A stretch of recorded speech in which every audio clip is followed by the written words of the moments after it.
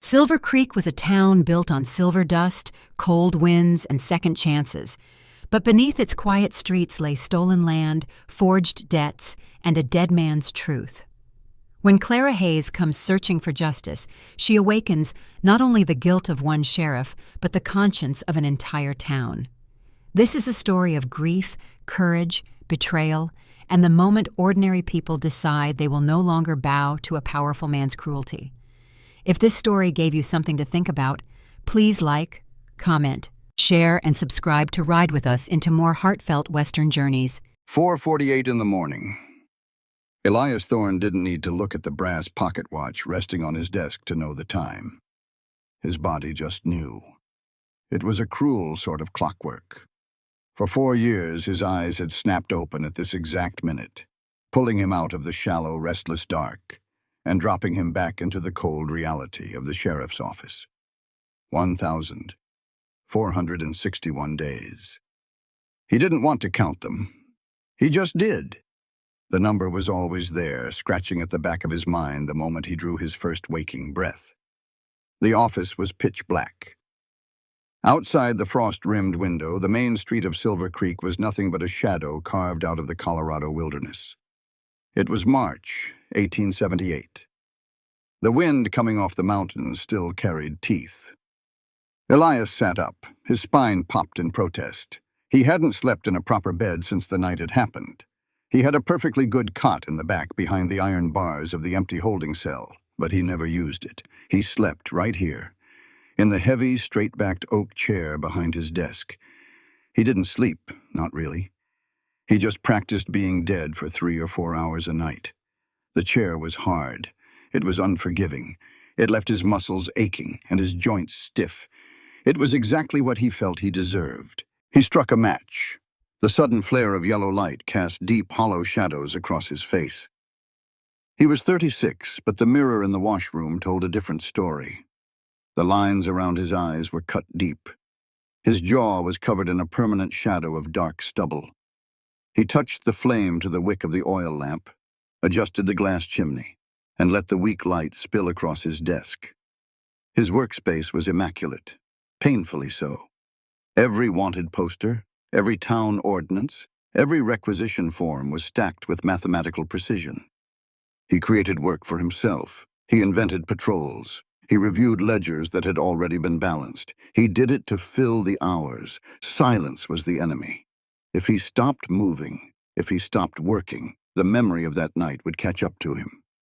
He looked at the corner of his desk. There it was, a small tin-type photograph.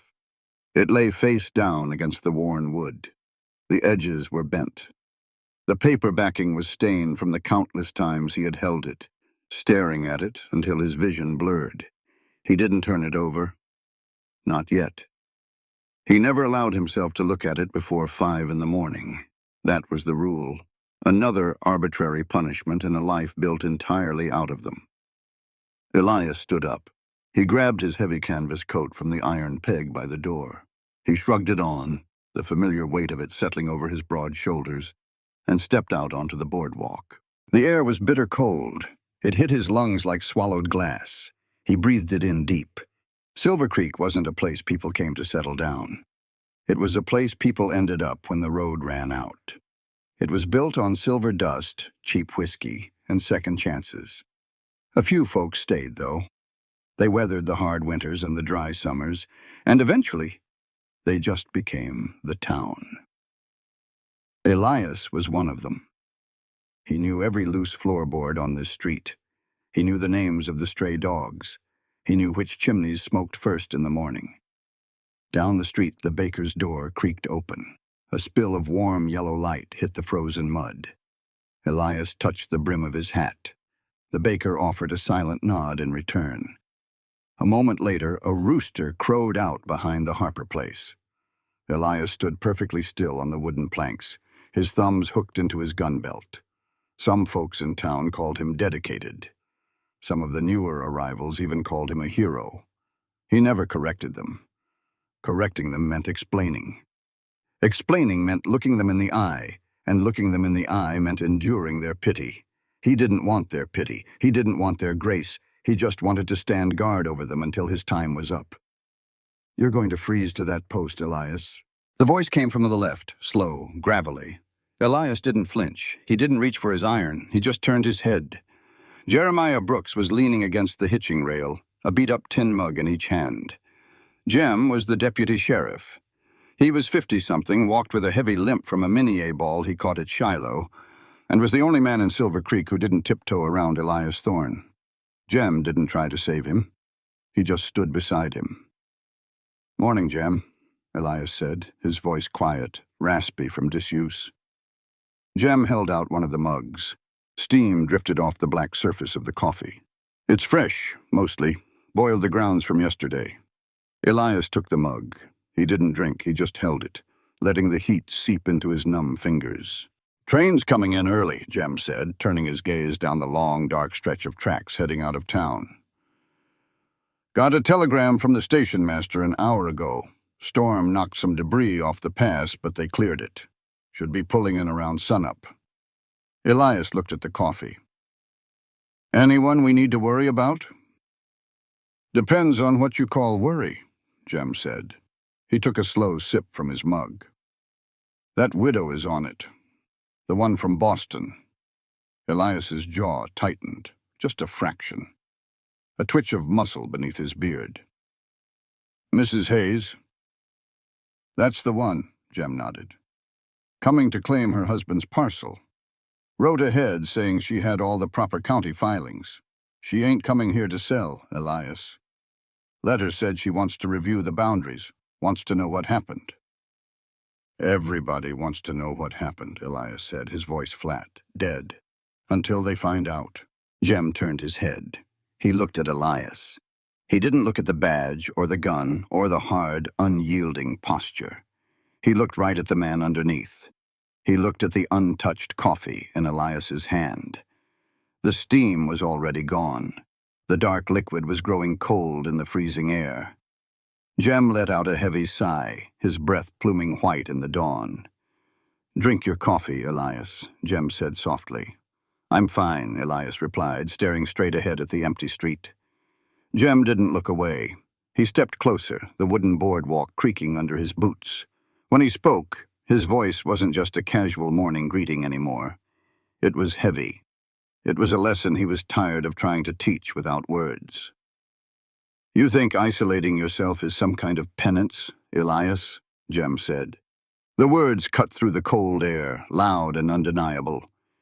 "You think sitting in that dark office, denying yourself a warm bed, letting good coffee turn to ice in your hands makes you a righteous man.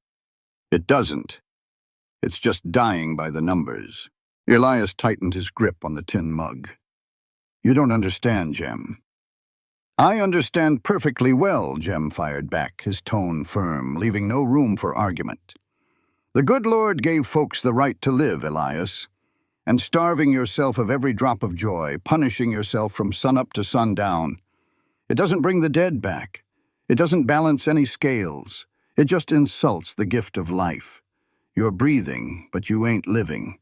And it is a sin to waste a life you've been given, no matter what you've done in the past." Elias stood there. The words hit him hard, sinking into his chest like stones in deep water. He wanted to argue. He wanted to tell Jem about the blood on his hands, about the way a man's eyes look when the light goes out of them. But he couldn't, because he knew Jem was right. And knowing Jem was right only made the guilt heavier. Elias finally raised the mug to his lips. He took a swallow. It was cold. It tasted like ash and bitter earth. He swallowed it down anyway. "What time is she getting in?" Elias asked, his voice rough. 6 o'clock, Jem answered, stepping back, letting the tension bleed out of the air. "I figure she'll head straight for the land office once they open, or she'll come looking for you." "Let me know when she steps off the train," Elias said. "You going to talk to her?" "No," Elias said. He turned back toward the door of the jailhouse. "But I need to know she's safe. It's my town." Jem watched him go. "It's your town, all right. I just wonder if you're ever going to live in it again." Elias didn't answer. He walked back inside and quietly closed the heavy wooden door behind him. The sound echoed in the small room, a solid, final thud. He walked over to his desk. The oil lamp was still burning, throwing that weak, trembling circle of light. He set the cold mug down. He took his hat off and hung it on the back of his chair. It was 5 o'clock. Elias reached out. His fingers hovered over the tin-type photograph for a long second. His hand wasn't entirely steady. It hadn't been steady for 4 years. He flipped the picture over. It was a portrait. A man. Maybe 10 years younger than Elias. He was standing in front of a half-built timber house, smiling with a kind of bright, easy hope that didn't exist in Silver Creek anymore. The man had his arm wrapped around the shoulder of a woman standing next to him. But the edge of the photograph was cut off. You could only see the drape of her dress, the way her hand rested gently on his waist. Her face was gone, and sitting on the man's broad shoulders was a little boy, no more than 4 years old, grinning a gap-toothed smile right into the lens. Elias looked at the man's face. He memorized it. Again. Every line, every shadow. He didn't look away when his chest started to ache. He forced himself to hold the gaze. "I'm sorry," Elias whispered into the empty room. The words were barely a breath. They offered no comfort. They held no magic. They were just 2 useless words spoken by a ghost to a piece of tin. He looked at the picture for exactly 10 seconds. Then he laid it face down on the desk again. He aligned the edges perfectly with the corner of his ink blotter. Outside, the edge of the sky over the eastern ridge was beginning to turn the color of bruised iron. The sun was coming up. The town was waking. A train was blowing its whistle in the far distance, bringing a woman from Boston directly into the center of his nightmare. Elias Thorne buttoned his heavy canvas coat. He picked up his hat. He set it low over his eyes. Another day had started. He didn't know how to live it, but he knew how to survive it. That would have to be enough. The train did not glide into Silver Creek. It groaned. It screeched. It fought the iron rails every inch of the way. Thick black soot drifted down through the freezing morning air, coating the wooden planks of the station platform. The steam hissed. The metal popped. Clara Hayes stepped down from the passenger car. She did not wait for the porter to offer his hand. She didn't look around with wide, frightened eyes. She just planted her boots firmly on the rough wood. She adjusted her grip on her leather traveling bag. 14 months. 14 months of wearing black. 14 months of sympathetic nods from neighbors in Boston. 14 months of people telling her that time heals all wounds. They were wrong. Time didn't heal anything. It just buried the truth under a layer of polite dust. Clara wasn't here to dust. She was here to dig. She stood still on the platform. She let the other passengers rush past her. Drummers with their sample cases. Miners looking for a strike. A tired-looking family huddling together against the wind.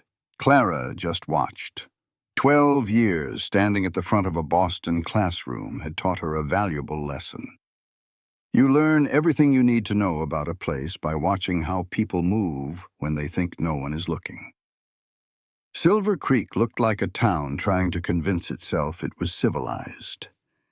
The buildings on Main Street had fresh coats of paint on the front, but the wood in the back was rotting. The street was wide, but it was nothing but frozen mud. People nodded to each other, but the smiles didn't reach their eyes. It was a survival town. Clara knew how to survive. She reached into the deep pocket of her heavy wool coat. Her fingers brushed against the worn leather cover of her small journal. It was right there, safe. She didn't need to open it. She knew every word written inside. 37 entries, 37 questions, starting from the day the telegram arrived all the way to this morning. The journal was the only thing keeping her standing upright. She walked toward the station master's office. The station master was a round man with a red face and a thick mustache. He was pulling a mailbag across the floor when Clara stepped to the window. "Morning, ma'am," he said. He tipped his cap, wiping soot off his forehead with the back of his sleeve. "Can I help you find your way? Boarding house is 2 streets down. The hotel is right on Main, but it ain't exactly fit for a lady of your standing." "I am not looking for a room just yet," Clara said. Her voice was clear. It carried well, a teacher's voice. "I am looking for the county land office and the sheriff." The station master paused. He leaned on the counter. He looked her up and down. He saw the black dress. He saw the solitary bag. He made an assumption. Men usually did. "Ah," he said, his voice dropping into a tone of thick, condescending pity. "You must be Mrs. Hayes, the widow from back east. We got word you were coming." "Then you know why I am here." "I know you're here to settle your late husband's affairs," the station master said gently. Too gently. "Now listen here, little lady. The land office is a tangled mess. It's full of hard men and harder paperwork. A woman in your delicate position shouldn't be dealing with that kind of ugliness. There's a lawyer over in Denver, good, solid man, I can wire him. You just sit tight, let a man handle the heavy lifting, and—" "Stop right there." Clara didn't raise her voice. She didn't have to. The absolute steel in her tone cut the man off mid-sentence. She stepped closer to the window. She looked him dead in the eye. "Let us be entirely clear about something," Clara said. The words were measured, rhythmic. "Becoming a widow doesn't mean I forfeit my legal right to the truth, nor does it make me a second-class citizen under the laws of this territory. Grief does not strip a woman of her human dignity or her voice. My husband died here. His property is here. I am the sole inheritor of his estate, and I do not need a man's permission or a man's proxy to ask questions about my own life." The station master blinked. His mouth opened, but nothing came out. "Now," Clara said, her tone returning to a polite, icy calm. "The land office, where is it?" "End of the street," a new voice said. Clara turned. He was standing 10 feet away, a tall man, broad shoulders wrapped in a heavy canvas coat, a silver star pinned to his chest. His face was all sharp angles and dark stubble, but it was his eyes that caught her. They were dark, quiet, and completely exhausted. "Next to the assayer's office," the man continued. He stepped forward. His boots made no sound on the planks. "But it doesn't open for another hour." Clara took him in. She saw the way he held himself. Rigid, like a coiled spring. She saw the calluses on the hand resting near his gun. "You must be the sheriff," Clara said. "Elias Thorne," he replied. He didn't offer his hand. She appreciated that. "I am Clara Hayes," she said. "I assume you received my letters." "I did." "Then you know I intend to review the file on my husband's property." "I know," Elias said. He was staring at her. Not with pity. Not with attraction. He was assessing her. Calculating. "I also know the paperwork for that parcel is complicated. Disputed boundaries, unpaid liens." "I'm a school teacher, Sheriff," Clara said flatly. "I know how to read a file." Elias held her gaze. He didn't blink. "Reading it isn't the problem, Mrs. Hayes. It's what you do after you read it." It was a warning. Clara felt it in her bones. "I've already asked about you, Sheriff," Clara said. Elias stopped. The air between them seemed to freeze. "Is that right?" "Before I boarded the train in Boston, I sent wires. I made inquiries. I wanted to know what kind of lawman ran the town where my husband died." "And what did they tell you?" A tiny, sharp smile touched the corner of Clara's mouth. It held no warmth. "They said you were a man who follows the rules. They said you keep a quiet town. I suppose we will see if they were right."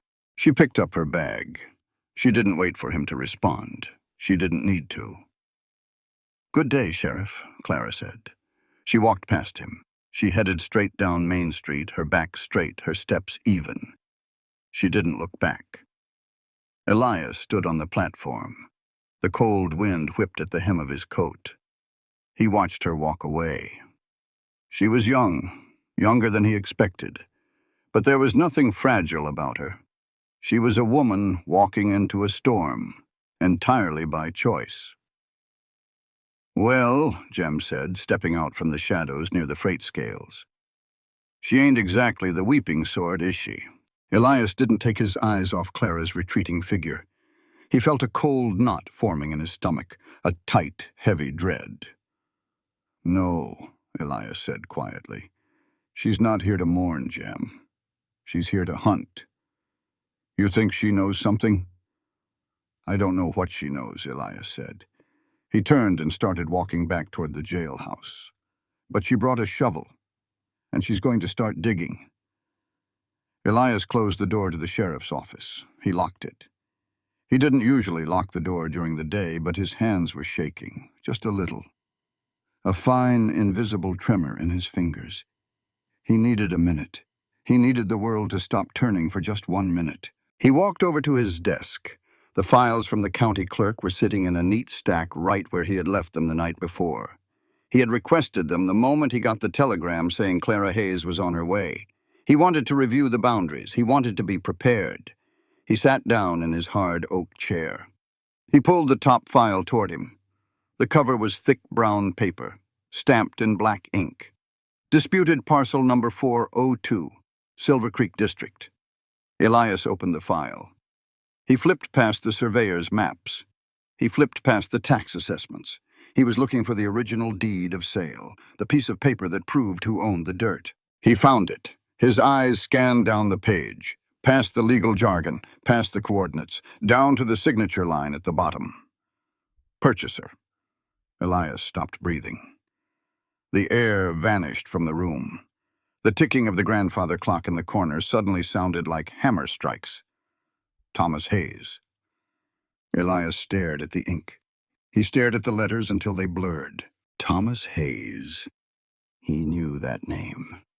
It wasn't a name he had read in a ledger. It wasn't a name of a drunk he had locked up on a Saturday night. It was the name of the ghost. Elias squeezed his eyes shut. 4 years ago, November. A pitch-black night near the old silver mines.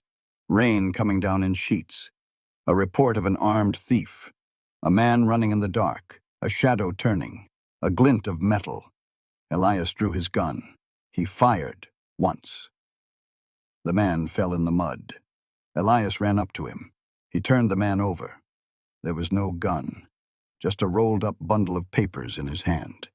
A metal seal shining in the rain. The man looked up at Elias. He wasn't angry. He was just surprised. He coughed. He whispered a single word.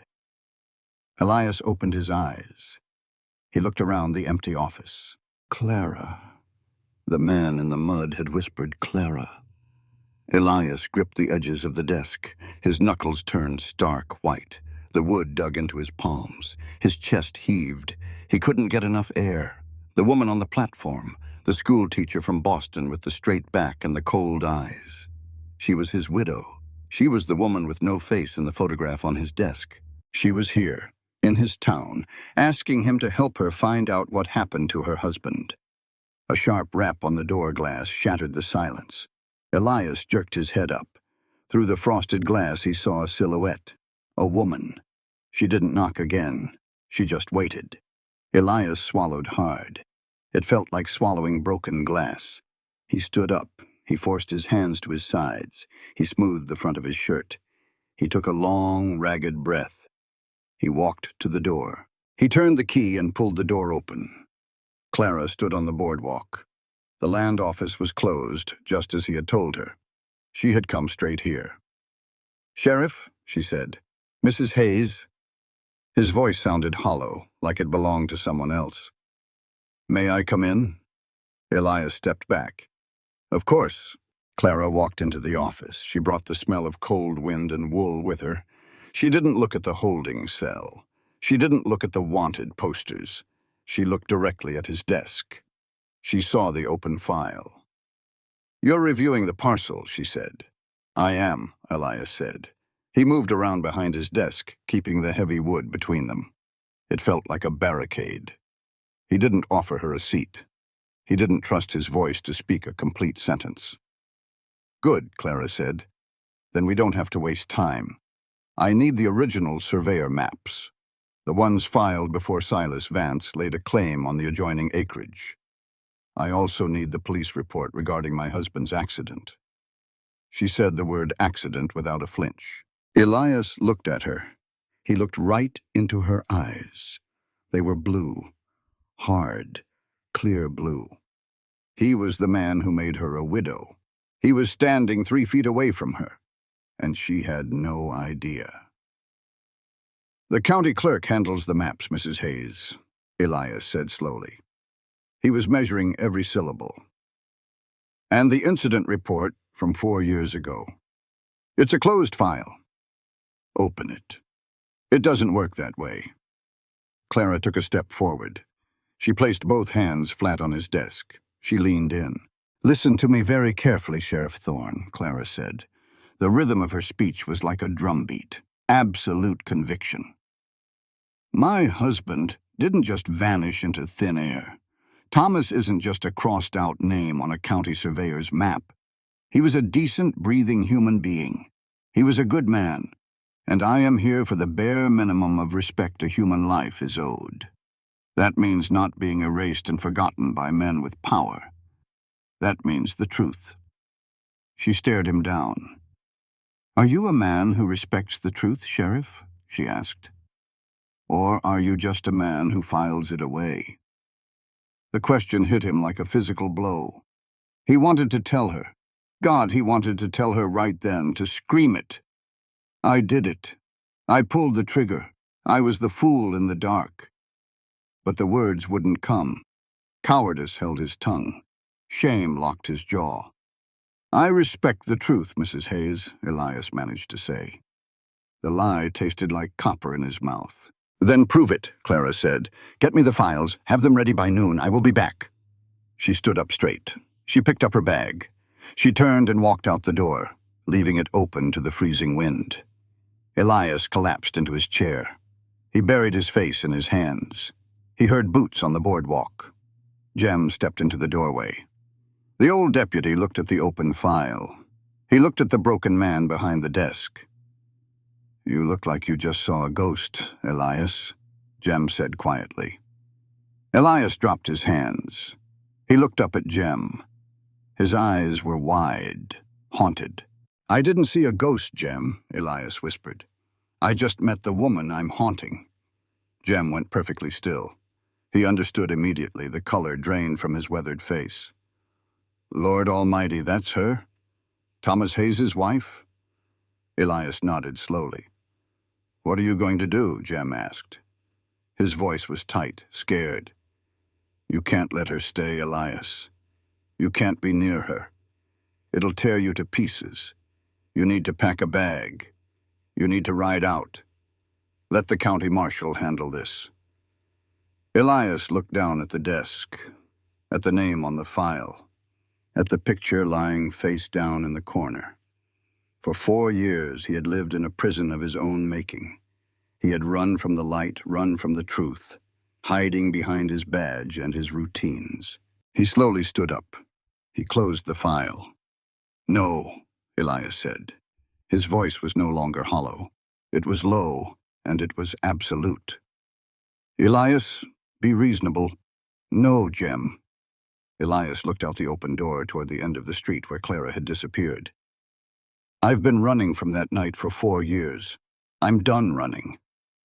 "She'll destroy you," Jem warned. "When she finds out, she'll ruin you."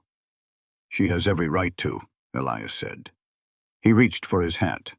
"I owe her a debt, and I'm going to stand right here and pay it." The file was thin. Too thin. Clara sat at the small, wobbly table in the back of the county clerk's office. The air smelled of old paper and stale tobacco. She ran her finger down the left margin of the deed. The paper was thick, high-quality parchment, but the binding thread was loose. She turned a page. The numbering jumped, from page 12 to page 15. Clara stopped. She didn't gasp. She didn't look around. She just stared at the ink. 3 pages were missing. The pages that legally defined the physical boundaries of her husband's land. The exact pages someone would need if they wanted to claim the land touched a neighboring property. Say, the property of a wealthy man named Silas Vance. She closed the file. She picked it up. 10 minutes later, she walked into the sheriff's office. Elias was sitting behind his desk. He looked up. He saw the file in her hand. He saw the look in her eyes. He stood up. Clara dropped the file on his desk. It landed with a heavy, flat smack. "Pages 13 and 14 are gone," Clara said. She didn't say hello. She didn't ask how his morning was. She cut straight to the bone. Elias looked down at the file. He didn't open it. He already knew. He had read that file cover to cover 3 times before the sun came up. "Old files get mishandled, Mrs. Hayes," Elias said smoothly, too smoothly. "Clerks get lazy, pages fall out. It happens." "It does," Clara agreed.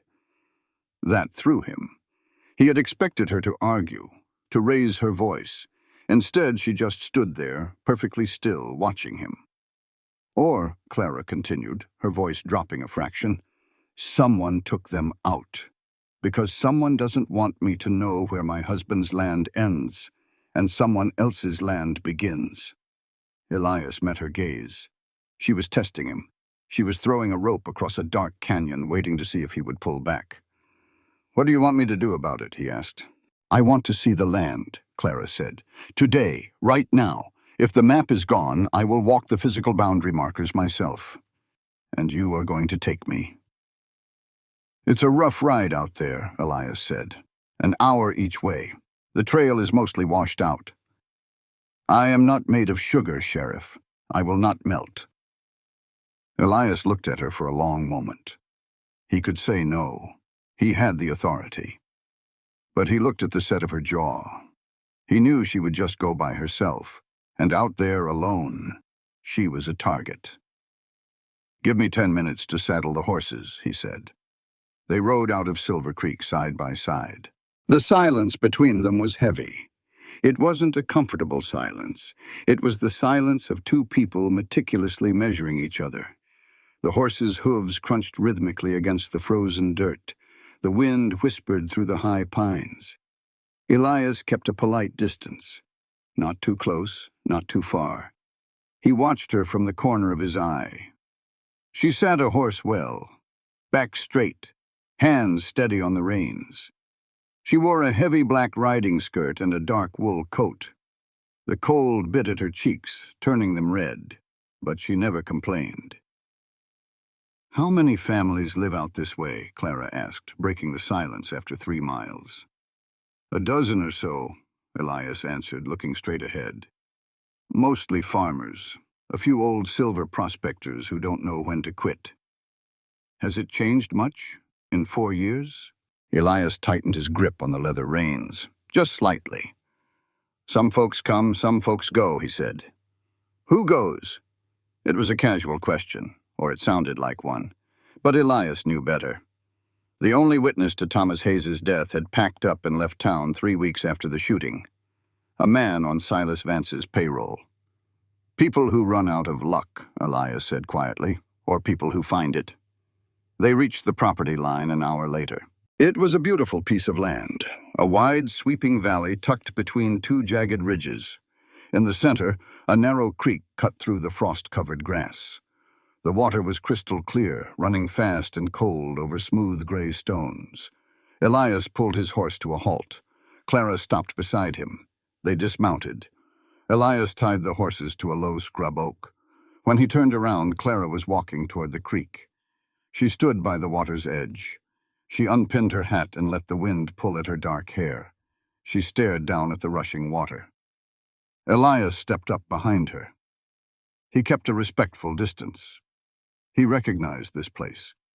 He had ridden past it 100 times in his nightmares. "Thomas wrote about this creek in his letters," Clara said. Her voice was soft now. The hard edge was gone. "He said the water was clear as glass. He said he was going to build a wooden porch right on the bank. He said he would sit out here in the evenings and read." She let out a small, breathless laugh. It sounded like breaking glass. "He wasn't a reader," she said. "He only said that to make the idea of moving out west sound more romantic to me." Elias looked at the creek. "It's a good spot." "It is." Clara turned to look at him.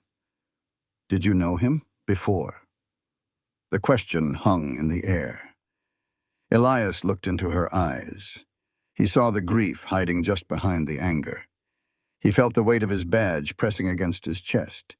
It felt like an anvil. "Not well," Elias said. It wasn't a total lie. It wasn't the truth either. Clara studied his face. She tilted her head. "You look at me like you expect me to fall apart, Sheriff."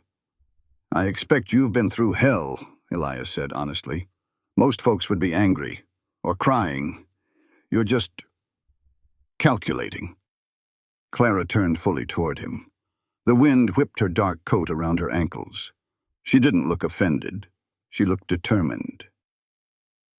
"You think because I am not weeping in the mud, my heart isn't broken," Clara said, her voice ringing clear against the wind. "Listen to me, Elias. Compassion isn't only for the people openly weeping in the streets. It's recognizing that everyone on this earth is broken over something.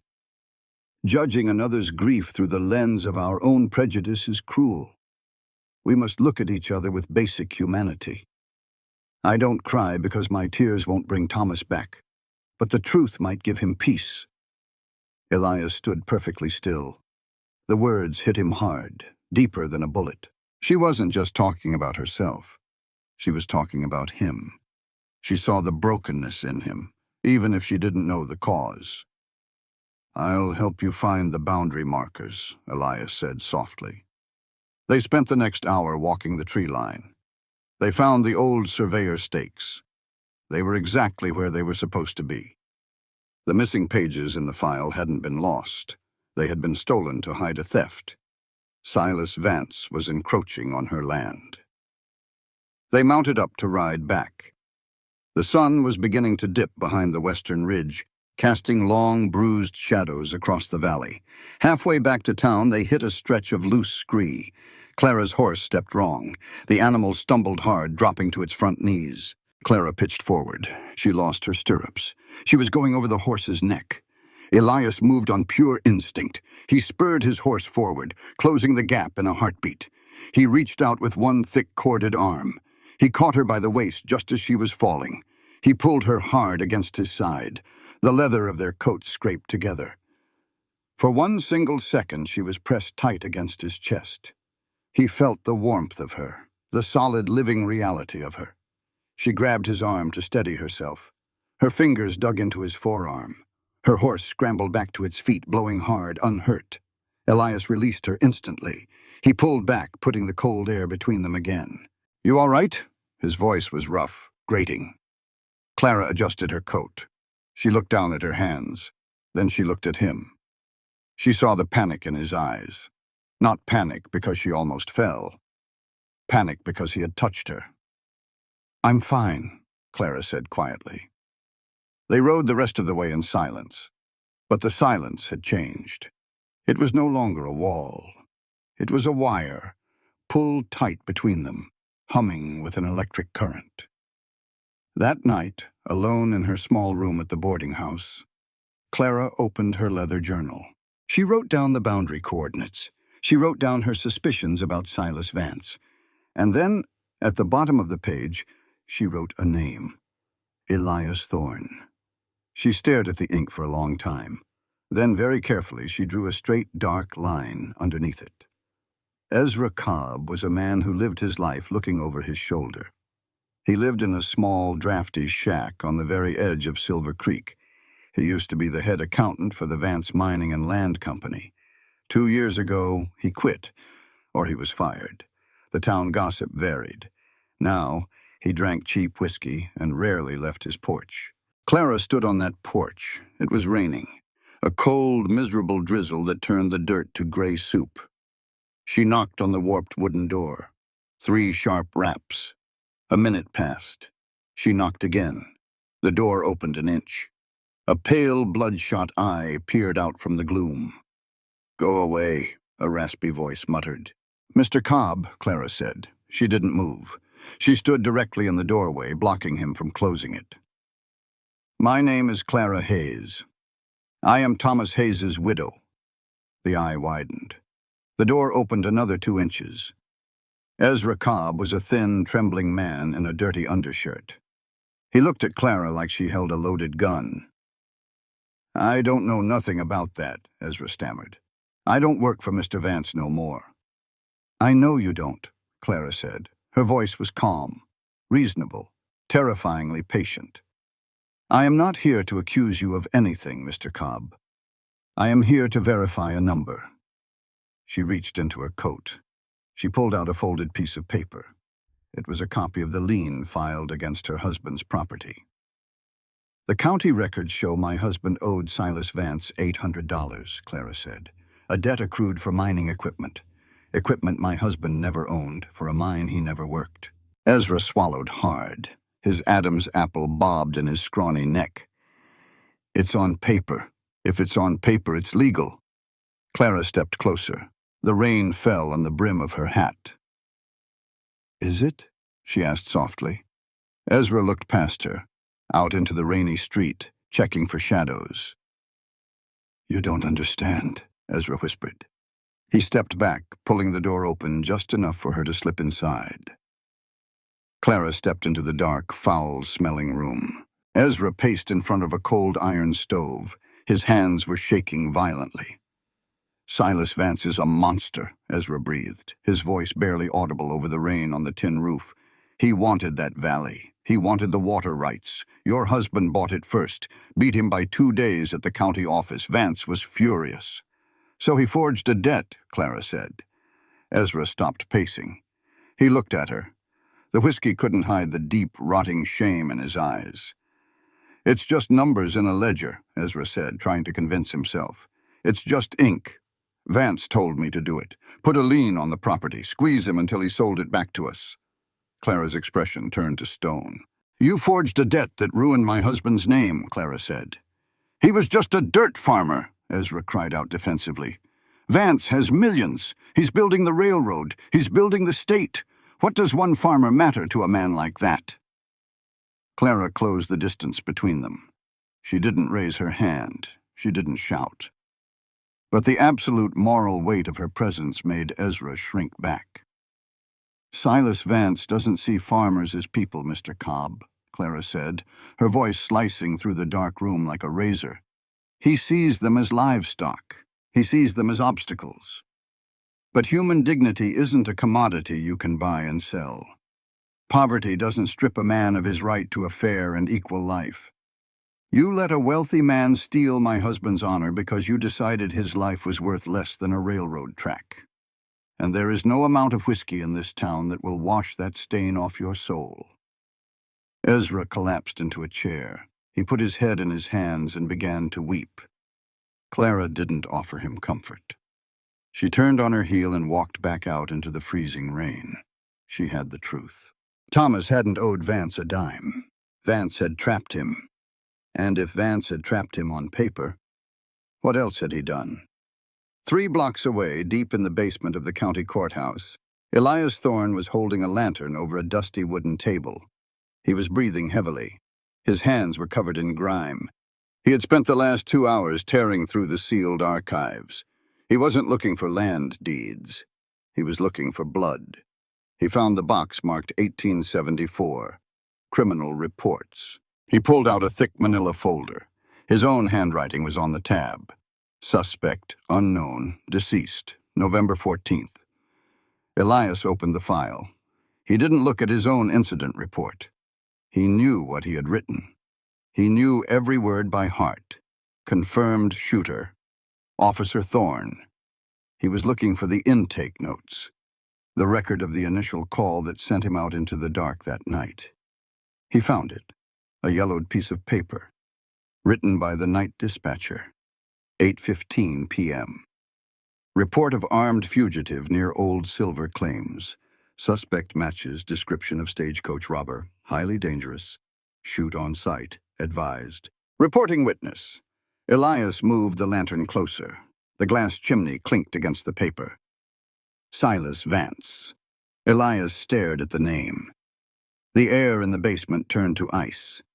4 years ago, Vance had personally ridden to the station to report an armed killer. Vance had pointed the finger. Vance had sent the sheriff of Silver Creek out into a blinding rainstorm, explicitly warning him that the man was heavily armed and ready to kill. Elias flipped the page. The witness statement corroborating the suspect's violent behavior. Jesse Colton. Employed by Vance Mining. Jesse Colton. The man who had skipped town 3 weeks later. Elias slowly lowered the lantern. He had always blamed himself. He had carried the agonizing weight of pulling the trigger on an innocent man.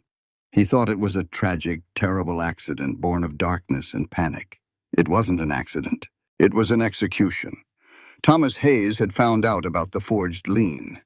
Thomas Hayes was threatening to expose Vance. So Vance needed him dead. But Vance didn't want to hire a killer. That left a trail. Vance used the law. He used Elias. He pointed a loaded sheriff at an innocent man and yelled, "Fire!" Elias felt a terrifying, white-hot rage building in the center of his chest. It wasn't the dull, hollow ache of guilt he had lived with for 4 years. This was fire. He had been the bullet. Silas Vance pulled the trigger. Elias slammed the file shut. He grabbed his lantern and headed for the stairs. The rain had stopped, leaving Silver Creek dripping and cold under a bruised purple dusk. Elias stepped out of the courthouse. He stood on the boardwalk, his coat open to the biting wind. A figure was walking up the center of the muddy street. It was Clara. She saw him. He saw her. They both stopped, 10 yards apart, the muddy street stretching between them like a battlefield. Elias looked at her. He saw the fire in her eyes, the righteous, undeniable fury of a woman who had just uncovered a lie. She had found out about the debt. He could see it in the way she stood. Clara looked at him. She saw the violent tension vibrating through his tall frame. She saw the dark, murderous realization in his eyes. He had found out something, too. They stood there in the fading light. 2 people standing on opposite sides of the same grave, both holding shovels, both realizing the monster wasn't dead. Elias didn't speak. He couldn't. He just touched the brim of his hat, acknowledging the war that had just begun. Clara didn't nod back. She just held his gaze, unblinking, unafraid. She walked past him, heading for the boarding house. The trap was set. The ghosts were awake, and someone in Silver Creek was going to bleed. The Silver Creek schoolhouse was a 1-room cabin sitting at the edge of town. It had a leaky roof and a wood stove that smoked if the wind blew out of the north. The regular teacher, a young woman named Mary, was laid up with a heavy fever. The town council had planned to just lock the doors for the week. Clara Hayes didn't ask for permission. She didn't wait for a town meeting. She simply walked to the schoolhouse, unlocked the door, lit the stove, and rang the iron bell. Elias was on his mid-morning patrol when he heard the bell. He changed his route. He walked down the dirt path toward the school. He didn't intend to go inside. He just wanted to check to make sure there was no trouble. He stopped by the side window. The glass was wavy, full of imperfections, but he could see inside. There were 12 children in the room, ranging from 6 years old to 14. They were quiet. Clara was standing near the front row. She wasn't holding a ruler. She wasn't raising her voice. She was kneeling beside a small desk. Elias recognized the boy. Tommy Harper, 8 years old. He was a good kid, but his mind moved a little slower than the others. The older boys teased him. The regular teacher usually just put him in the corner with a slate and ignored him. Tommy was staring at an open book. His face was red. He was frustrated, ready to cry. Elias watched Clara. She didn't tap the page. She didn't look at the clock. She just rested her hand lightly on the edge of the boy's desk. She said something. Elias couldn't hear the words through the thick glass, but he saw the rhythm of it. Slow, steady, calming. Tommy shook his head. He pointed at a word. Clara nodded. She didn't correct him immediately. She spoke again.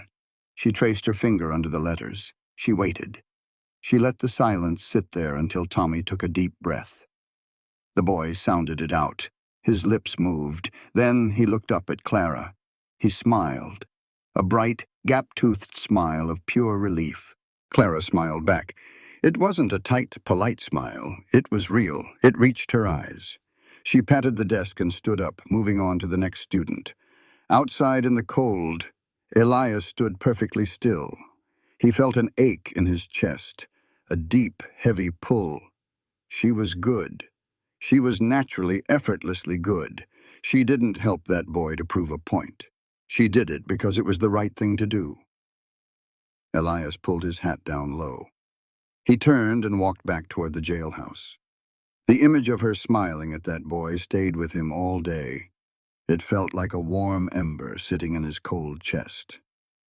At 6 o'clock that evening, Elias walked up to Jem's cabin. Jem lived a quarter-mile out of town. It was a simple log structure. Smoke was pouring out of the stone chimney, smelling of burning hickory and roasting meat. Jem had invited him to dinner, claimed he shot a fat turkey and couldn't eat it all himself. Elias had tried to say no. Jem hadn't let him. Elias stepped up onto the wooden porch. He knocked on the door. "It's open," Jem yelled from inside. Elias pushed the door open. He took off his hat. He stopped dead in his tracks. Clara Hayes was sitting at the small wooden dining table. She was wearing a simple dark blue dress. Her hair was pulled back. She had a teacup in her hands. She looked just as surprised as he was. Elias looked at Clara. Then he looked at Jem, who was standing by the cast-iron stove, stirring a pot with a wooden spoon. "You didn't tell me she was here," Elias said. His voice was guarded. Clara set her teacup down. "He didn't tell me you were coming either, Sheriff." Jem didn't even look up from his pot. He just kept stirring. "Well," Jem said smoothly, "now you both know. Hang up your coat, Elias. Food's almost ready." It was a trap. A blatant, unapologetic trap, set by an old man who was tired of watching two people freeze to death in their own isolation. Elias could have left. He should have left. But he looked at Clara. She wasn't running for the door. He hung his coat on the peg. He sat down at the table opposite her. The first 15 minutes were stiff, painfully polite. They talked about the weather. They talked about the children at the schoolhouse. The air was thick with things unsaid. Then Jem brought the food to the table. He sat down, he poured coffee, and he started to talk. Jem didn't talk about Silas Vance. He didn't talk about Thomas Hayes. He talked about Elias. "You know, Mrs. Hayes," Jem said, cutting a piece of meat, "this town thinks Elias here was born wearing that tin star. Thinks he popped out of the dirt with a scowl on his face." Elias shot Jem a warning look. "Jem." Jem ignored him completely. "But I remember his first week on the job, 5 years back. Old man Higgins had a mule. Meanest, ugliest creature God ever put breath into. Called him Barnaby. Well, Barnaby got loose, broke into the mercantile, got his head stuck in a barrel of molasses." Clara looked up. The corner of her mouth twitched. "A barrel of molasses?" "A full barrel," Jem said, leaning forward, his eyes shining. "Elias goes in there to get him out. Took him 3 hours. That mule kicked out 2 windows and a display case. By the time Elias dragged him out into the street, they were both covered head to toe in black, sticky syrup. Looked like 2 tar babies wrestling in the mud." Clara let out a laugh. It was a sudden, genuine sound. It startled her as much as it startled Elias. It was a bright musical note in the cramped, smoky cabin. "The best part," Jem continued, pointing his fork at Elias. "Elias didn't even get mad. He just sat down in the dirt, covered in molasses, looked at that miserable mule, and started laughing. Laughed so hard he couldn't breathe. Whole town came out to watch." Clara looked across the table at Elias. Her eyes were warm. "Is that true?" she asked. "That—" Elias felt his face flush under his collar. He looked at his plate. He couldn't remember the last time he had laughed like that. It felt like it belonged to another lifetime, to another man. "It's true," Elias muttered. "Took me a week to get the syrup out of my hair." Clara smiled. She didn't look away. For the rest of the meal, the tension was gone. It was just 3 people sitting in a warm room sharing food. Elias found himself watching the way Clara held her fork, the way the lantern light caught the blue in her eyes, the way her shoulders finally dropped, losing that rigid defensive posture. She was beautiful, not just in a superficial way. She was beautiful in the way a survivor is beautiful. After dinner, Elias walked her back to the boarding house. The night was bitter cold, but the sky was clear. Millions of stars burned like crushed glass, scattered across black velvet. They walked side by side. The town was asleep. The only sound was the crunch of their boots on the frozen mud. They reached the wooden steps of her boarding house. Clara turned to face him. She pulled her coat tight against the wind. "Thank you for walking me back, Elias," she said. She used his first name. It slipped out naturally. "It wasn't a hardship," he said. They stood there. Neither of them moved to say goodnight. The silence between them was no longer a weapon. It was just a space waiting to be filled. Elias looked at her. He thought about the file in his office. He thought about Silas Vance. He thought about the terrible, blood-soaked secret standing right between them. He couldn't lie to her anymore. He couldn't pretend this was just a simple land dispute. But he wasn't ready to drop the axe on his own neck. Not tonight. Not when she was finally looking at him without suspicion. "Clara," Elias said. His voice was low, gravelly. She looked up at him. "Yes?" Elias stepped closer, not to touch her, just to be near her. "Absolute honesty is the only foundation where two people can actually stand together, Clara," Elias said. The words came from the deepest, most broken part of his soul. "Living inside a safe, well-built lie doesn't protect us. It doesn't keep the cold out. It just turns us into ghosts haunting our own lives." Clara stared at him. The wind caught a stray lock of her hair, blowing it across her cheek. She understood he wasn't just making conversation, he was confessing something, or preparing to. "Are you a ghost, Elias?" she asked softly. "I have been," he said, "for a long time." "And now?" Elias looked into her eyes. He saw the risk. He saw the danger. "Now," Elias said, "I think I want to wake up." He tipped his hat to her. He didn't wait for her to answer. He turned and walked away into the dark, knowing his borrowed time was rapidly running out. The basement of the county clerk's office was a graveyard of paper. Clara Hayes was not afraid of dust. She was not afraid of spiders. She was a woman possessed by a singular burning need for the truth. She had bribed the young clerk upstairs with a silver dollar to let her down here for an hour. Looking for an old family deed, she had told him. A harmless lie. She had found the property records. That wasn't what she was looking for anymore. She was looking for the police records, the ones Elias had told her were closed.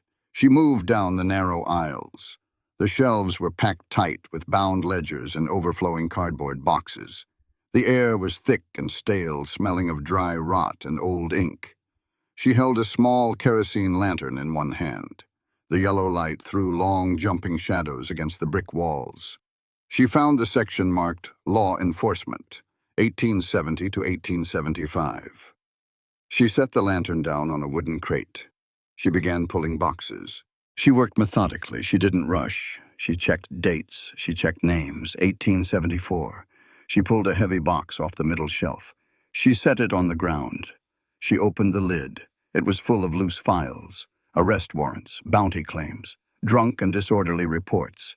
She flipped through them. Her fingers were stained black with dust. October, November. She found a cluster of files tied together with a frayed piece of twine. She slipped the twine off. She started turning the pages. And then she stopped. It wasn't a thick file. It was just a plain brown envelope slipped between two unrelated robbery reports. It was misfiled, or hidden. Clara opened the flap of the envelope. She pulled out a single sheet of heavy official paper. The letterhead belonged to the Silver Creek Sheriff's Department. The date was November 14th, 1874. Clara read the first line. Her heart slammed against her ribs. Internal Incident Report. Suspect, Thomas Hayes, deceased. She stopped breathing. The air left her lungs in a rush. She forced her eyes to move down the page. She read the sharp, jagged handwriting. Suspect engaged in dark. Verbal warnings issued. Suspect failed to halt. Confirmed shooter, Officer E. Thorne. Suspect deceased upon arrival of medical assistance. Officer Thorne accepts full responsibility for the incident. No further investigation required by order of county judge. Clara stared at the ink. She read the signature at the bottom. Elias Thorne. The paper trembled in her hand. It wasn't an accident in a mine. It wasn't a random drifter in the dark. It was him. The man who had walked her to her door last night. The man who had caught her when she fell from her horse. The man who had looked her in the eye and talked about honesty and ghosts. He shot her husband. He killed Thomas, and he had known exactly who she was the moment she stepped off the train. He had sat across from her. He had listened to her talk about Thomas's dreams. He had watched her bleed out her grief, and he had said nothing. Clara didn't scream. She didn't drop to her knees and weep. The grief burned away in a fraction of a second, leaving nothing behind but cold, pure, absolute fury. It was a white-hot rage that froze her blood. She carefully folded the paper. She put it inside her coat pocket, right next to her journal. She picked up the lantern. She walked up the stairs. She didn't say a word to the clerk as she walked out the front door. She didn't run to the sheriff's office. She walked. Every step was measured. Every breath was calculated. She was no longer a grieving widow. She was an executioner. She opened the door to the jailhouse. Elias was sitting at his desk. Jem was standing by the stove, warming his hands. Elias looked up. He saw her face. He knew, instantly. He saw the ice in her eyes. He saw the rigid set of her shoulders. The ghost had finally caught up to him. Elias stood up slowly. He didn't reach for his gun. He just stood there, waiting for the blow. Clara walked straight to his desk. She reached into her coat. She pulled out the folded piece of paper. She didn't toss it. She placed it deliberately on the center of his desk, smoothing it out with the palm of her hand. "Explain this," Clara said. Her voice was not loud. It was a whisper. But it cut through the room like a bullwhip.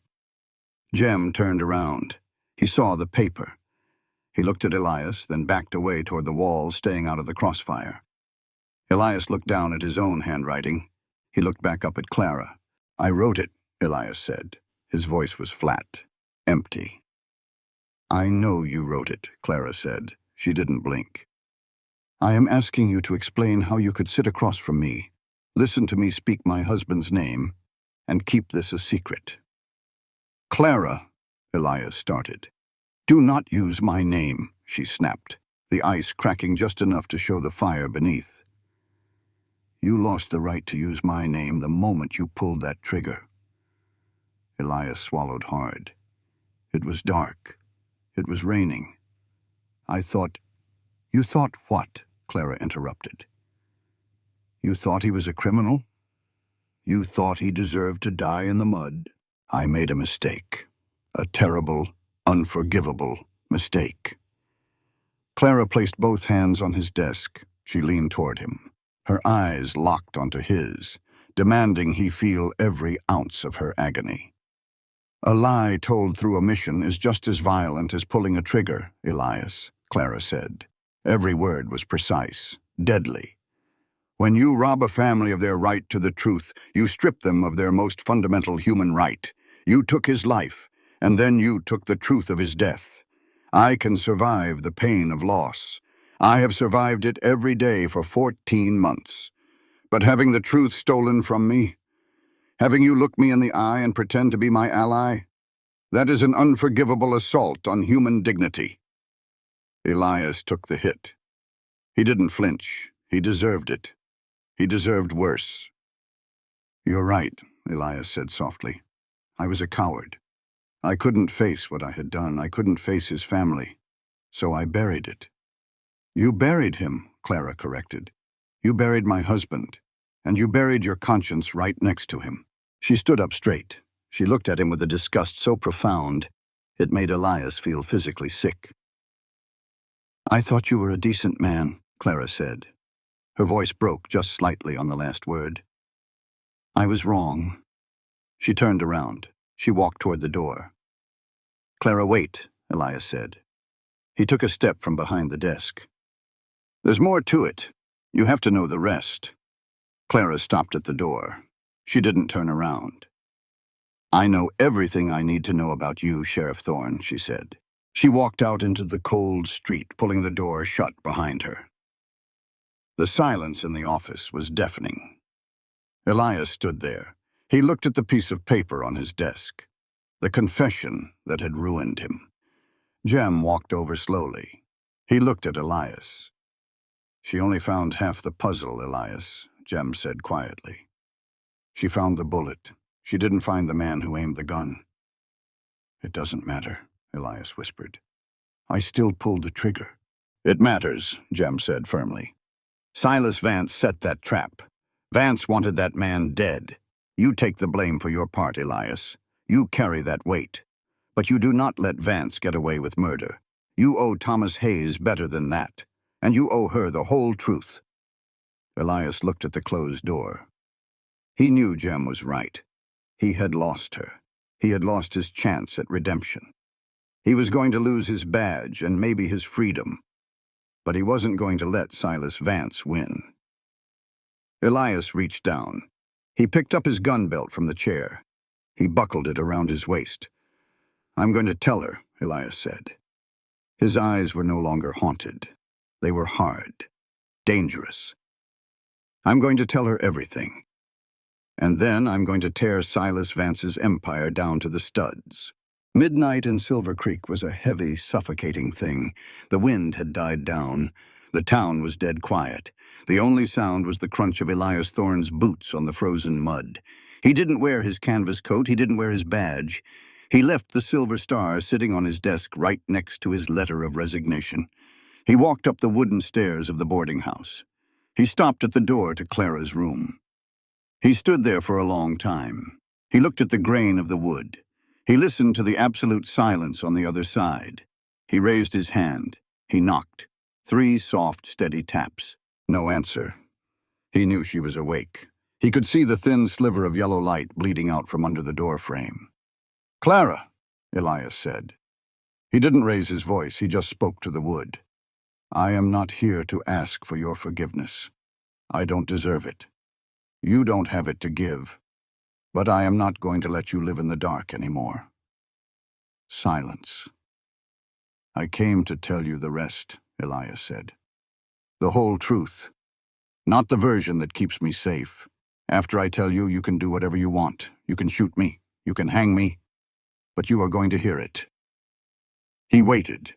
He counted his heartbeats. 10, 20, 30. The lock clicked. The door opened. Clara stood in the doorway. She hadn't changed out of her dark dress. Her hair was still pinned back, though a few strands had escaped. Her eyes were red, but she wasn't crying. She looked at him with a cold, hollow emptiness that was worse than anger. She didn't invite him in. She just stepped back, leaving the doorway clear. Elias stepped inside.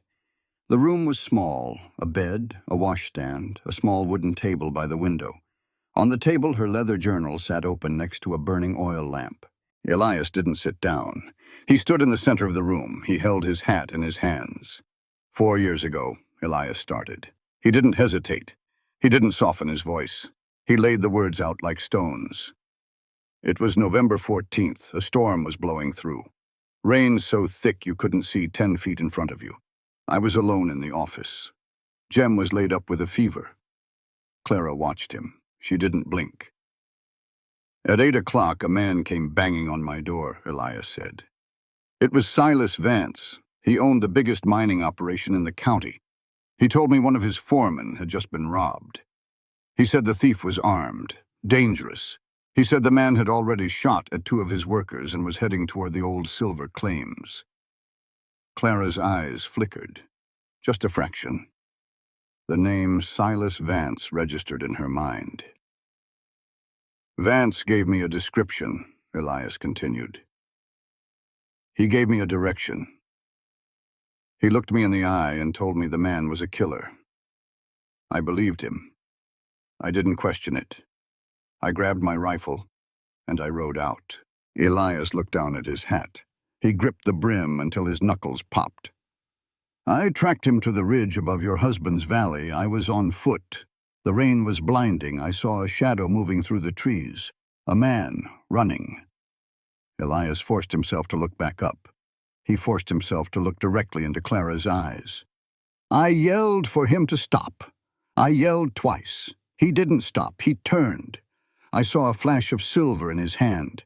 I thought it was a gun. Clara's breath hitched in her throat, a tiny, agonizing sound. I fired, Elias said. One shot. The room went dead silent. The flame in the oil lamp flickered, casting long, trembling shadows across the wall.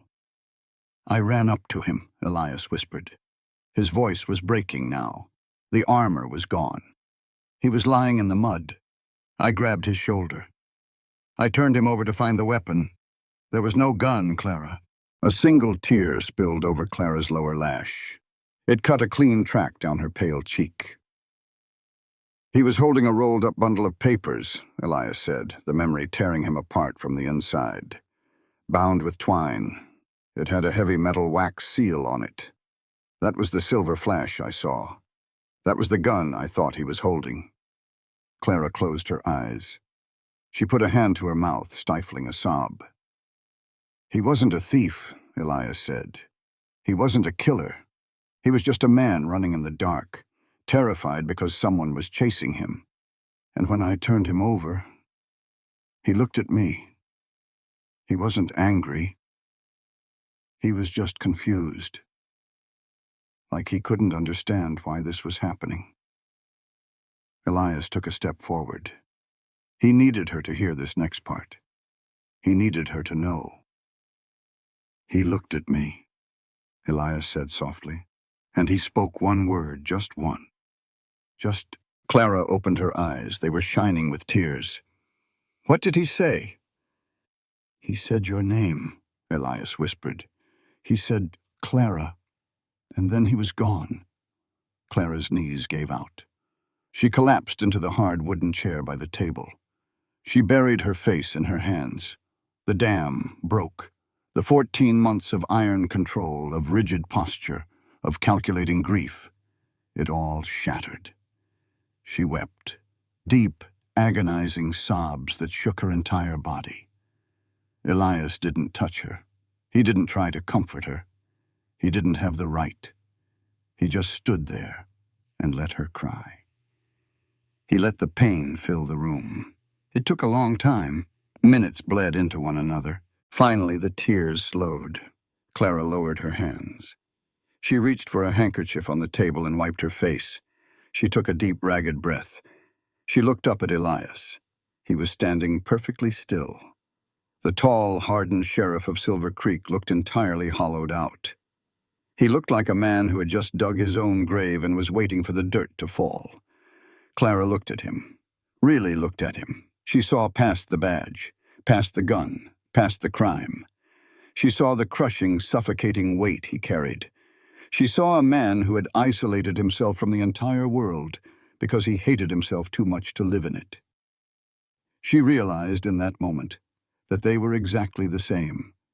They were two people who had built fortresses out of pain, locking themselves inside to keep the world away. Clara's voice was raw when she finally spoke. How do you bear the loneliness, Elias? The question hung in the air. Soft, tragic. Elias looked at her. He saw the truth in her eyes, the shared, terrible understanding. I bear it because I earned it, Elias said quietly. Clara looked down at her hands. They were still trembling. I did not know I was lonely, Elias, Clara whispered. She looked back up at him. Not until I stopped running. They stared at each other. The walls were gone. The defenses were burned to ash. Silas Vance sent you, Clara said. Her mind was putting the pieces together. He knew Thomas had bought that land. He knew Thomas found out about the forged debt. Vance didn't just want the land. He wanted Thomas dead. But he used you to do it. I was the bullet, Elias nodded. Vance pulled the trigger. You could have told the judge, Clara said. You could have pointed the finger at Vance. It wouldn't have mattered, Elias said. He stepped closer to the table. I still pulled the trigger, Clara. Vance lied, but I am the one who fired the rifle. I am the one who killed him. I let my fear of the dark make the decision, and then I let my cowardice hide the truth. Elias looked down at her. His eyes were clear now. The terrible burden of the secret was gone. Courage isn't the absence of fear, Clara, Elias said. The words were steady, grounded in absolute conviction. Courage is standing in the fires of the truth, even when it burns you to the ground. You have every right to condemn me, and justice demands it. Every man, whether he wears a tin star or a ragged coat, must stand utterly equal before the weight of his own sins. I will turn myself over to the circuit judge tomorrow. I will face the rope or the cell, whatever they decide. Clara stood up. She was no longer crying. The iron had returned to her spine, but it wasn't cold anymore. It was forged. No, Clara said. Elias frowned. Clara, I am guilty. You are guilty of a terrible, tragic mistake, Clara interrupted. Her voice was firm. And you are guilty of hiding it. But you did not murder my husband. Silas Vance murdered him. He used the law as a weapon. He used you. She stepped right up to him. She didn't back away. You do not get to hang your head and walk to the gallows just to ease your conscience, Elias Thorne, Clara said fiercely. That is the easy way out. Thomas died holding a bundle of papers. Papers with a metal seal. Deeds, Elias.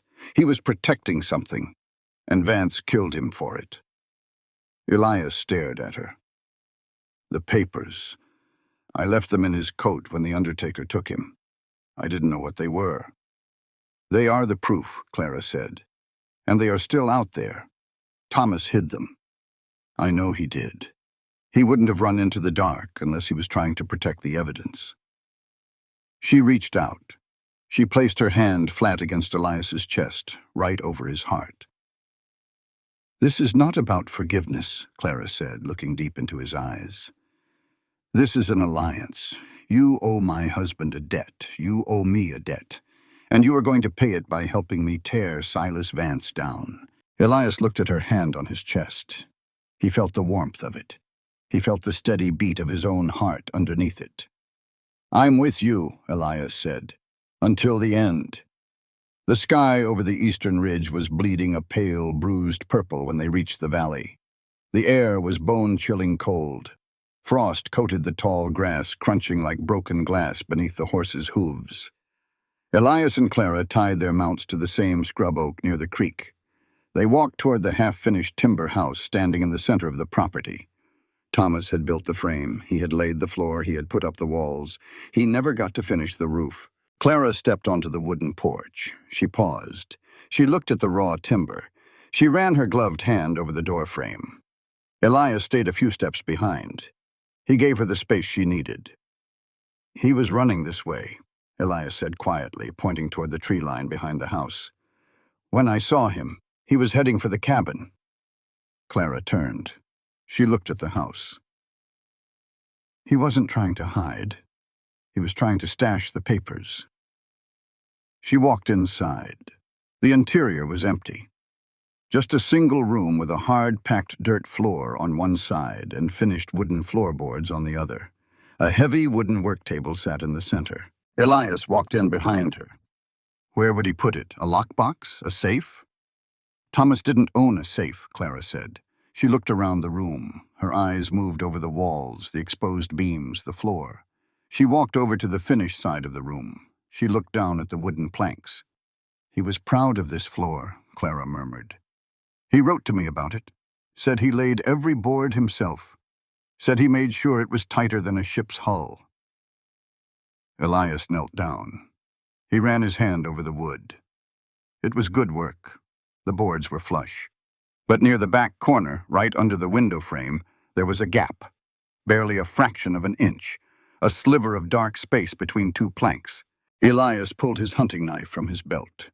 He wedged the thick steel blade into the crack. He pried upward. The wood groaned. With a sharp snap, the board popped loose. Elias pulled the plank aside. He reached his hand down into the dark cavity between the floor joists. His fingers brushed cold metal. He gripped the handle and pulled it up. It was a heavy iron lockbox, coated in dust, wrapped in oilcloth to keep the damp out. He set it on the wooden table. Clara stood over it. She didn't hesitate. She picked up a heavy iron chisel left behind on the workbench. She brought it down hard on the brass padlock, once, twice. On the third strike, the lock shattered. She opened the lid. Inside lay a thick stack of papers, bound in twine, a heavy metal wax seal pressed onto the top sheet. Clara picked up the bundle. She slipped the twine off. She spread the papers out on the table. They weren't just the deeds to her land. There were 7 different land patents, 7 names, 7 families who lived on the edge of Silver Creek. Attached to each patent was a handwritten ledger. It was Thomas's handwriting. Clara read the pages. Elias leaned over her shoulder, reading the ink in the pale dawn light. It was a meticulous, undeniable record of fraud. Thomas had spent months tracking Silas Vance's operations. He had documented the forged debts, the fake equipment liens, the bribed county clerks. Vance wasn't just stealing Thomas's land. He was systematically bankrupting every independent farmer in the valley, forcing them into foreclosure so his mining company could buy the land for pennies. He knew, Clara whispered. Her voice was full of awe. He knew what Vance was doing to everyone. He wasn't just fighting for us. He was fighting for all of them. Elias looked at the papers. The guilt hit him again. But it was a different kind of guilt now. He hadn't just killed an innocent man. He had killed a hero. "These papers," Elias said, his voice hard. "This is enough to hang Silas Vance. It's enough to clear the debts of every family in this valley." "Then let's take it to the judge," Clara said. She started gathering the papers. "You ain't taking those anywhere, little lady." The voice came from the doorway. Clara and Elias spun around. Silas Vance stood on the porch. He was a thick, wealthy man in a tailored wool suit and a bowler hat. But his eyes were dead, flat, and cruel. Behind him stood 3 men, hired guns, rough men with long dusters and repeaters resting casually in their hands. "I had a feeling you'd come out here eventually, Mrs. Hayes," Vance said. He stepped into the cabin. His men fanned out behind him, blocking the door. "When my clerk told me you were digging through the archives, I figured it was only a matter of time before you came looking for your dead husband's treasure." Vance looked at Elias. A smug, ugly smile crawled across his face. "And I see you brought my favorite hunting dog," Vance sneered. "Tell me, Elias, how does it feel? Knowing I pulled your strings? Knowing you murdered a dirt farmer just because I asked you to?" Elias didn't draw his gun. He just stood in front of Clara, putting his body between her and the rifles. His face was carved out of granite. "It feels like I finally woke up, Silas," Elias said calmly. "Well, go back to sleep," Vance snapped. He pointed a gloved finger at the table. "Hand over the box. Both of you walk out of here. Maybe I let you ride out of the territory alive. If you refuse, my boys shoot you both. We burn this shack to the ground, and I tell the judge the sheriff went crazy and killed the widow. Who's going to argue?" Vance's men raised their rifles. The metallic clack of levers being racked echoed in the small room. Elias didn't move. He didn't reach for his iron. He just looked at Clara. Clara didn't cower. She didn't hide behind Elias's broad shoulders. She picked up the stack of papers. She stepped around Elias. She walked right up to the center of the room, standing face to face with Silas Vance. Vance's smile faltered. He looked at the barrel of the guns, then at the woman who was ignoring them completely. "Did you think because these farmers had no voice, you had the divine right to crush them?" Clara demanded. Her voice didn't shake. It thundered. It filled the cabin. "Did you think poverty made them less human? That their lives were just numbers on a ledger for you to erase?" Vance scoffed. "They're dirt, Mrs. Hayes. Progress requires stepping on the dirt." Justice is not a luxury reserved only for the men who can afford to buy the judge, Clara fired back, her eyes blazing with righteous fury. She held the papers up. The truth is right here in my hands, and it proves that the life of a poor man is just as sacred and valuable as yours. You killed my husband, but you did not kill what he stood for, and you will not take this. Vance's face turned ugly. He dropped the gentleman act. Kill them both, Vance ordered. I wouldn't do that, Silas. The new voice came from outside, from the tree line behind the house. Vance froze. His men whipped their heads around, aiming their rifles out the empty window frames. Jem stepped out from behind a thick pine tree. He was holding a double-barreled shotgun, aiming it right at the center of Vance's chest. To his left, the town baker stepped out with a Winchester. To his right, the blacksmith racked a lever-action rifle. 5 more men emerged from the brush. The farmers. The men whose names were on the deeds Thomas had died protecting. Elias had gone to them in the middle of the night. After he left Clara's room, he hadn't slept. He had gathered the town. Elias finally stepped forward. He drew his Colt. He pointed it directly at Vance's head. "Drop the rifles," Elias said. The command was absolute. "Or die right here on Thomas Hayes's floor."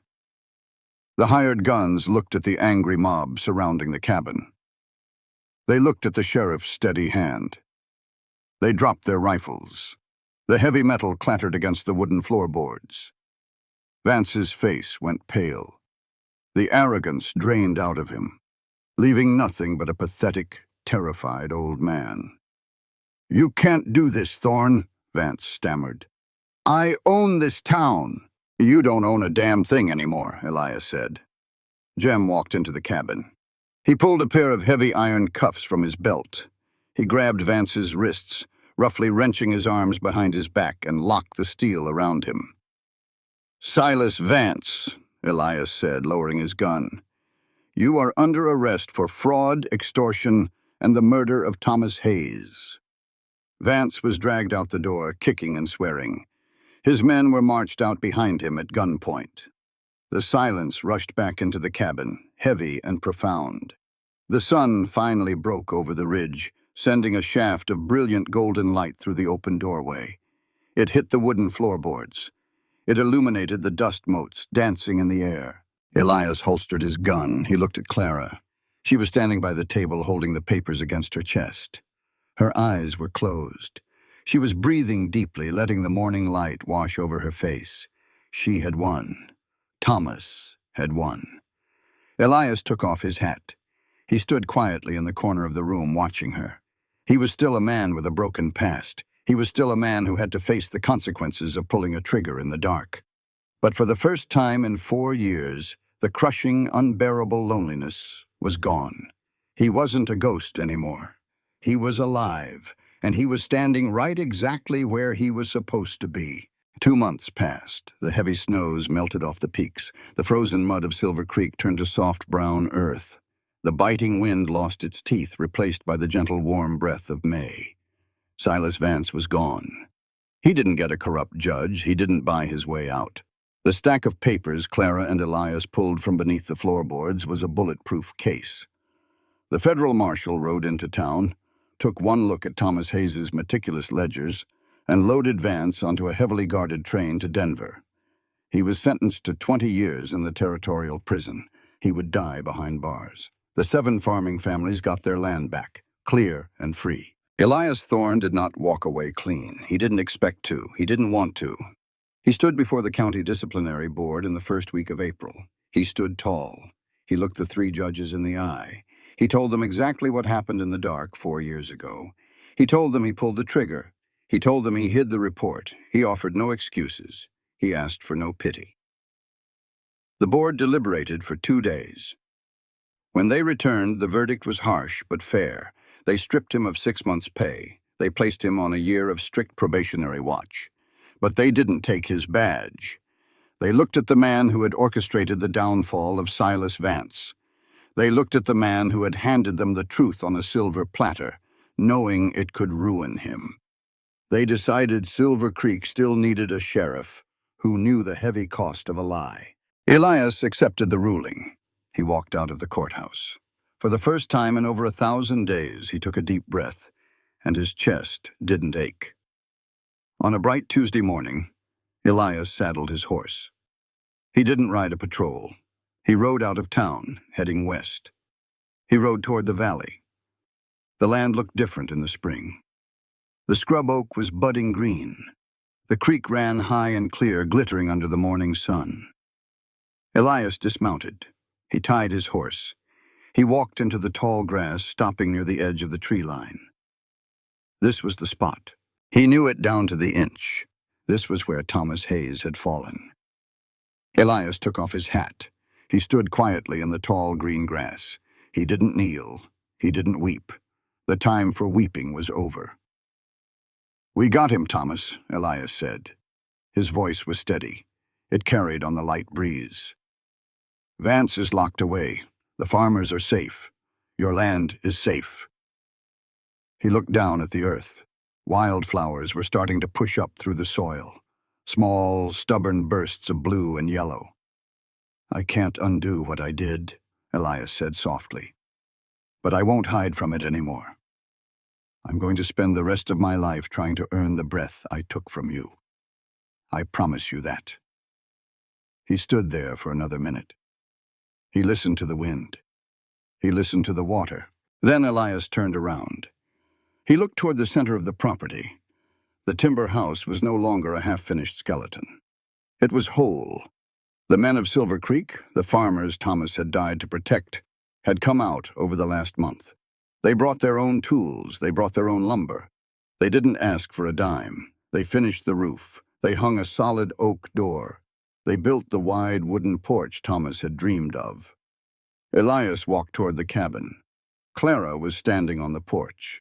She was not wearing black. She wore a simple, light cotton dress. Her dark hair was tied back loosely. She held a steaming mug of coffee in her hands. She watched him approach. She didn't look surprised. Elias stopped at the bottom of the wooden steps. He kept his hat in his hands. They looked at each other. They didn't rush. They didn't pretend the air between them wasn't heavy with history. "It's a good roof," Elias said finally, nodding upward. "Jem and the boys do solid work." "They do," Clara agreed. She took a sip of her coffee. "They refused to let me pay them, said it was a debt already settled." "They're right." A comfortable, quiet silence stretched between them. A robin chirped from a nearby pine. "Are you staying, Clara?" Elias asked. It was the question that had kept him awake for a week. "Or are you heading back to Boston?" Clara looked out over the valley. She looked at the creek. She looked at the mountains. "Boston is crowded," she said, "and it's loud. And the school board told me I talk back too much." A small, genuine smile touched Elias's lips. "They figured that out, did they?" "Eventually," Clara said, smiling back. "The town council here formally asked me to stay on, permanently. They offered me a proper salary, and they promised to fix the stove in the schoolhouse. So you're staying?" "I am staying." Elias nodded. He looked down at his boots. He gathered his thoughts. He didn't want to stumble. He didn't want to get this wrong. He looked back up. He met her eyes squarely. "Clara," Elias started. His voice was low, earnest. "I don't have a lot to offer. I have a tarnished badge. I have an empty house in town. And I have a past that is going to cast a shadow for a long, long time." Clara didn't interrupt. She just listened. "I'm not asking you to forget," Elias said. "I am not asking you to excuse what I did. But I'm asking if we can start over, right here. Just two people, no secrets, no ghosts, just the truth." Clara stepped up to the wooden railing. She looked down at him. She saw the man he was, bruised, battered, completely stripped of his armor, and entirely, beautifully honest. "Elias, listen to me," Clara said. Her voice was strong, carrying the weight of a hard-earned truth. She spoke the words with absolute clarity, ensuring he heard every single syllable. "Healing doesn't come from pretending the past never happened. It doesn't come from wiping the slate clean and ignoring the blood that was spilled on it. That is just another kind of lie. Elias held his breath. Healing comes from looking directly at every scar, Clara continued, her eyes locked onto his. It comes from respecting the pain we caused each other and bravely choosing to stay anyway. Genuine love between two people doesn't demand perfection, Elias. It demands absolute, unwavering honesty. It demands that we face the dark together, so neither of us has to sit in it alone ever again. Elias felt a tightness in his throat. It wasn't sorrow. It was relief. It was the crushing weight of 1,000 days finally washing away. I can give you honesty, Clara, Elias whispered. I can give you that. Clara smiled. It was the most beautiful thing he had ever seen. Then come up here, Elias, she said. The coffee is getting cold. Elias climbed the steps. He didn't pull her into a desperate embrace. They didn't need a grand cinematic collision. He just stood beside her on the porch. He leaned against the railing. They stood shoulder to shoulder, looking out at the morning sun rising over the valley. It was enough. It was everything. 2 weeks later, mid-June, the heat of the summer had finally arrived. The sky was an endless aching blue. Elias had his coat off. His sleeves were rolled up past his elbows. He was holding a heavy iron hammer. He was fixing the western perimeter fence. The fence Thomas had started but never finished. It was hard, punishing work. Elias loved it. He drove a thick iron nail into the wooden post. The rhythmic crack, crack, crack of the hammer echoed across the grass. Sweat stung his eyes. His muscles burned. It felt like living. He wiped his brow with the back of his forearm. He paused to catch his breath. He turned around and looked toward the cabin. Clara was sitting on the top step of the porch. The shade from the roof kept her cool. She wasn't alone. 4 children were sitting on the grass at her feet. Tommy Harper was right in the front. Clara held a thick, leather-bound book in her lap. She was reading aloud. Elias couldn't hear the words from this distance, but he could hear the cadence of her voice, rising and falling, building suspense, delivering comfort. The children were completely mesmerized. They didn't fidget. They didn't look away. They were hanging on her every word. Elias leaned on the wooden fence post. He watched her. He remembered the man he was just 3 months ago, a ghost haunting a dark office. A man who woke up at 4:48 in the morning dreading the daylight. A man who thought he would never feel the warmth of the sun again. He had thought his life was over. He had thought his story had already been written, ending in blood and silence. He had been wrong. On the porch, Clara paused in her reading. She turned a page. She looked up. She looked across the yard, past the children, directly at Elias. She didn't wave. She didn't shout his name. She just held his gaze. Elias looked back. A quiet, profound understanding passed between them. It spanned the distance of the yard. It spanned the tragedy of their past. They were not broken people trying to save each other. They were 2 survivors who had walked through the fire side by side and come out the other end. Elias smiled. Clara smiled back. A soft, warm light in her eyes. Then a little girl tugged gently on Clara's sleeve, eager for the story to continue. Clara laughed softly, looked down at the book, and began to read again. Elias picked up his hammer. He turned back to the fence. He set another nail. He raised his arm. The sound of the hammer rang out. Strong, steady. He was building a boundary, not to keep the world out, but to protect what was inside. He would sleep well tonight. When he closed his eyes, there would be no ghosts waiting for him in the dark. There would only be rest. The story was far from over. It was, in fact, just beginning. And for the first time in a very long time, Elias Thorne couldn't wait to see what tomorrow would bring. The narrative presented here is fictional and created for artistic expression.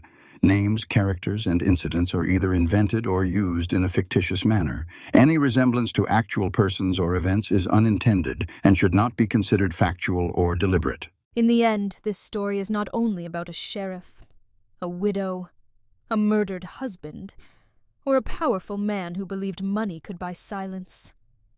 It is about the weight of truth, the cost of guilt, and the courage it takes to stand before the past with open eyes.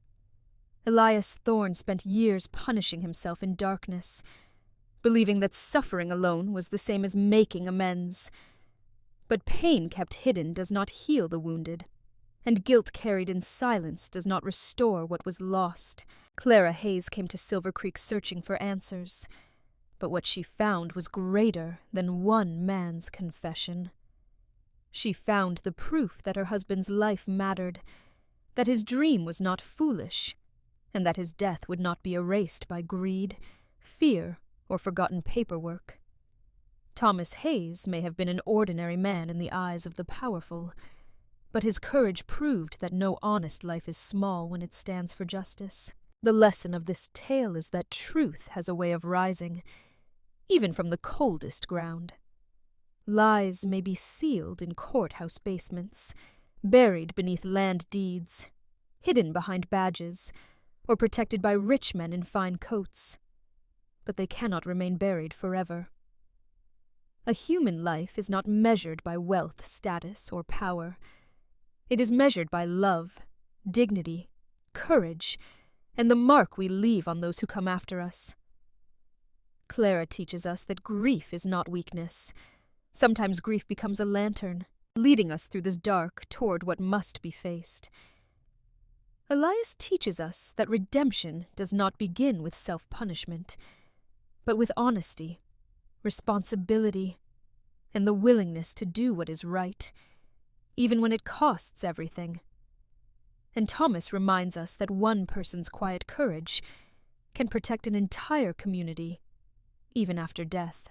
This story also asks us to look at one another with compassion. Every person carries a hidden wound.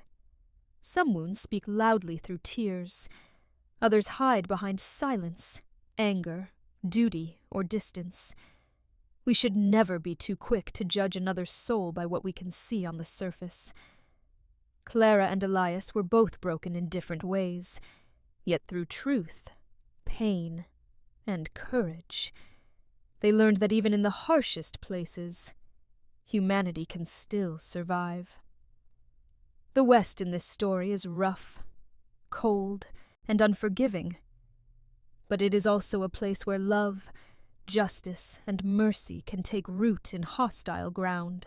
So may we remember this. Justice is not only found in a courtroom or beneath a sheriff's badge. Justice begins when someone refuses to let the forgotten stay forgotten. Healing begins when truth is finally spoken, and hope begins when broken people choose to stand together instead of suffering alone. Thank you for listening to this Western tale of love, loss, courage, and redemption. If this story touched your heart, reminded you of the value of truth, or made you think about the dignity every human being deserves, please support the channel by liking this video, leaving a comment with your thoughts, sharing it with someone who loves emotional Western stories, and subscribing for more tales of cowboys, frontier love, motherly devotion, compassion, and the kindness that still shines between people, even in the hardest times.